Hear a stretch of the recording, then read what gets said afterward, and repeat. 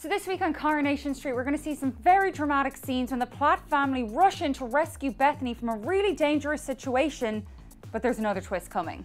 You might think that this would be the time when Bethany comes to her senses and realises, what am I doing with Nathan? He's totally taking advantage of me.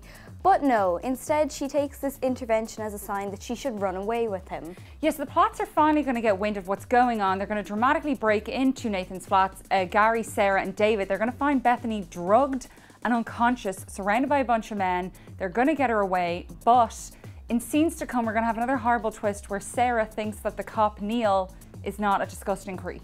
So we know that Neil and Bethany have already had something awful together. Neil calls round to talk to Bethany. Sarah's happy enough to let them have a couple of minutes together because she thinks it's a policeman talking to her daughter.